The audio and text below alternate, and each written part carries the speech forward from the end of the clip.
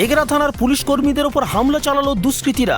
গুরুতর আহত এগরা থানার বেশ কয়েকজন পুলিশ কর্মী। ঘটনাটি ঘটেছে পূর্ব মেদিনীপুর জেলার এগরা 2 নম্বর ব্লকের দেশবন্ধু গ্রাম পঞ্চায়েতের রাজেন্দ্র চক গ্রামে। দুষ্কৃতীদের হামলায় গুরুতর আহত হয় বেশ কয়েকজন পুলিশ কর্মী। পুলিশের বাইক ও গাড়ি ভাঙচুর করে দুষ্কৃতীরা। মাথায় চোট পেয়েছেন কয়েকজন পুলিশ কর্মী। তাদেরকে উদ্ধার করে এগরা সুপার স্পেশালিটি হাসপাতালে চিকিৎসার জন্য আনা হয়েছে। রবিবার এগরার বিধায়ক তরুণ কুমার মাইতি হাসপাতালে গিয়ে ওই আহত পুলিশ কর্মীদের সঙ্গে দেখা করেন এবং শারীরিক অবস্থার খোঁজ নেন। পাশাপাশি এগরা থানার আইসিকে অভিযুক্তদের বিরুদ্ধে তদন্ত করে গ্রেপ্তারের দাবি জানিয়েছেন বিধায়ক। যদিও রবিবার রাত্রি পর্যন্ত এই ঘটনায় কেউ গ্রেপ্তার হয়নি বলে জানা গেছে। অভিযুক্তদের খোঁজ চালাচ্ছে বলে জানিয়েছে এগরা থানার আইসি অরুণ কুমার খাঁ। দেশবন্ধু অঞ্চলে কোনো দুষ্কৃতী হামলা করেনি। বিজেপির নেতা নির্মল বর তার বাহিনীকে নিয়ে পুলিশের ওপর আক্রমণ করেছে। বাঁশের লাঠি নিয়ে পুলিশকে পিটিয়েছে। পঞ্চায়েত নির্বাচনের পর থেকে সেই রাজেন্দ্রচক এলাকাতে নির্মল বর এবং তার বাহিনী একটা অরাজক পরিস্থিতি তৈরি করেছে। আমাদের তৃণমূল কংগ্রেস কর্মীদের জমিতে ধান কাটতে দেয় না, জমিতে রোপণ করতে দেয় না, তাদেরকে ঘরছাড়া করেছে, তাদেরকে মেরে হসপিটালে ভর্তি করেছে, তাদের বিরুদ্ধে এফআইআর করেছে।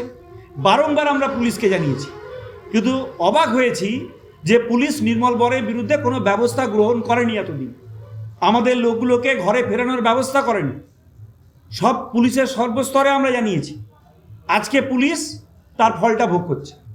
একটা বিজেপি নেতাকে বাড়তে দিয়েছে, আর বিজেপি নেতা তার বাহিনীকে নিয়ে আমাদের প্রশাসনের ওপরে, পুলিশের ওপরে আক্রমণ করছে। এবং এখনও পর্যন্ত সেই লোকটি পুলিশের গায়ে হাত তোলার পরও বাইরে ঘুরে বেড়াচ্ছে। আমি জানতে চাই কী করে এটা সম্ভব। এটা কি করে সম্ভব? একজন বিজেপির নেতা, তিনি এত বড় পাপের নেতা, তিনি একটা অরাজক পরিস্থিতি তৈরি করছেন, মানুষকে ঘরছাড়া করছেন, আর সেই লোক পুলিশের ওপরে গায়ে হাত তোলার পরেও সে এখনো বাইরে ঘুরে বেড়াচ্ছে। আমি পুলিশকে অনুরোধ করবো, ইমিডিয়েটলি তাকে অ্যারেস্ট করতে হবে এবং রাজেন্দ্র চকে আমাদের সমস্ত ঘরছাড়া লোককে ঘরে ফেরাতে হবে এবং সেখানে শান্তি প্রতিষ্ঠা করতে হবে। যেখানে পুলিশ নিজেই আক্রান্ত, সেখানে সাধারণ মানুষের কি করে নিরাপত্তা দেবে? সে প্রশ্ন আমাদের মধ্যেও যাচ্ছে। পুলিশকে আরো বড় বাহিনী নিয়ে যারা এই দুষ্কৃতকারী বিজেপি নেতৃত্ব, তাদেরকে অ্যারেস্ট করতে হবে এবং তাদেরকে অ্যারেস্ট করে ওখানে সার্বিকভাবে আমাদের মানুষজনকে ঘরে ফেরালে ওখানে শান্তি মিলবে। বিধায়ক তরুণ মাইতি মহোদয় রাজেন্দ্র চকের ইতিহাসটা মনে হয় জানেন না।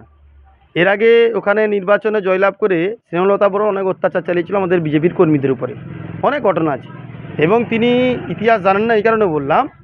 তো কিছুদিন আগে ওখানকার একটা নিরীহ মহিলার উপরে রাতের অন্ধকারে তৃণমূল কংগ্রেসের হারমাদরা 64টা ভজালির কোপ লাগিয়েছিল। এখনও পর্যন্ত তার তদন্ত করে পুলিশ দোষীদেরকে গ্রেপ্তার করতে পারেনি।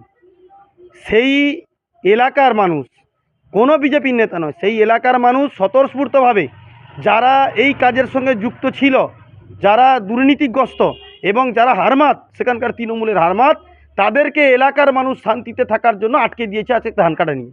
এবং এই ঘটনা দীর্ঘদিন ধরে চলছে। পুলিশ প্রশাসন নির্বিকার, তারা এটা সমাধান করে উঠতে পারেনি। কারণ দেশের গ্রামবাসীর মানুষজন, এলাকাবাসী তাদের শান্তিতে থাকার জন্য তারা যে চেষ্টা করেছিল, পুলিশ সেটাকে ব্যর্থ করেছে। তৃণমূল কংগ্রেসের অঙ্গুলি এলেন এবং সেটা তরুণবাবুর অঙ্গুলি এলেন হয়েছে। তরুণবাবু আজকে যে বড় বড় কথা বলছেন, প্রেস মিট করছেন বসে, যে আজকে দুর্ভাগ্য পুলিশ আজকে মার খেয়েছে, পুলিশ এটা